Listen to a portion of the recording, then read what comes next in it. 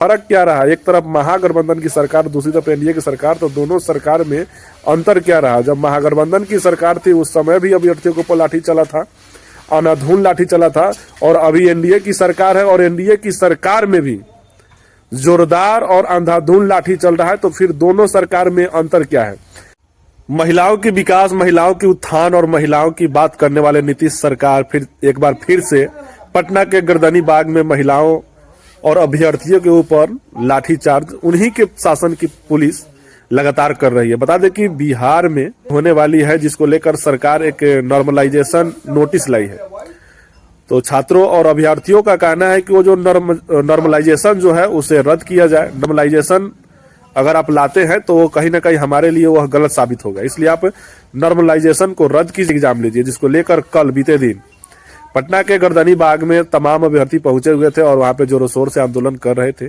उसी बीच पटना के जीएस से कोचिंग संचालक खान सर भी पहुंचे और उन्होंने अपने अंदाज में सरकार को मुंहजोर जवाब दिए कि अगर आप इस समय अगर छात्र हित में नहीं रहते हैं तो आने वाले आगामी 1 साल बाद जो चुनाव है विधानसभा के, उस चुनाव में हम भी दिखा देंगे और हम भी बता देंगे कि हमारे हाथ में भी एक पावर है, जिस पावर के आधार पर हम आपकी सरकार का चयन करते हैं।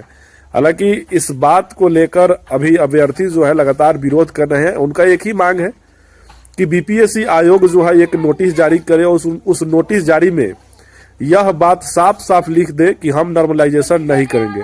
अगर आप नॉर्मलाइजेशन की बात अगर नोटिस नहीं निकालते हैं तो यह जो प्रदर्शन है, यह जो विरोध है लगातार होती रहेगी। अगर 2 साल पहले की अगर बात करें तो उस समय महागठबंधन की सरकार थी बिहार में, उस समय भी अभ्यर्थी पे तमाम अभ्यर्थियों पे लाठीचार्ज हुआ था और लाठी चली थी, जिसकी भारी निंदा हुई थी।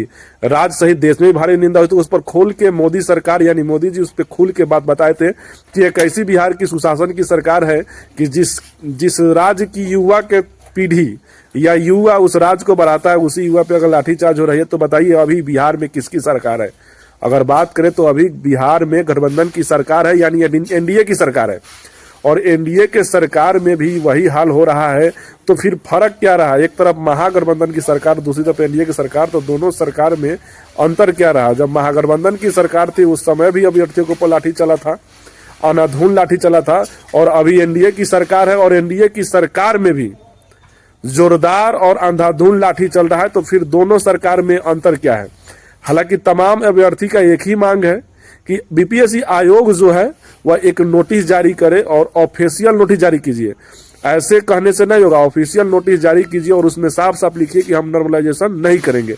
और जब तक ऑफिशियल नोटिफिकेशन नहीं आएगा नॉर्मलाइजेशन का, तब तक यह जो विरोध है वो अभ्यर्थी करते रहेंगे। हालांकि अगर हम बात करें तो पटना के फेमस शिक्षक खान सर को भी पुलिस गिरफ्तार की थी। भीड़ को कम करने के लिए गिरफ्तार किया गया था और उनका एक छात्र नेता था, उनको भी गिरफ्तार किया गया था। भीड़ को कम करने के लिए, भीड़ को तितर बितर करने के लिए लगातार पुलिस प्रशासन जो है वह गर्दनी बाग में पहुंचे हुए थे और तमाम छात्र छात्राओं को वहां से, अभ्यर्थियों को वहां से हटाने का कोशिश कर रहे थे। कुछ लोगों को गिरफ्तार भी किया गया और पटना के मशहूर जो खान सर है उनको भी गिरफ्तार किया गया।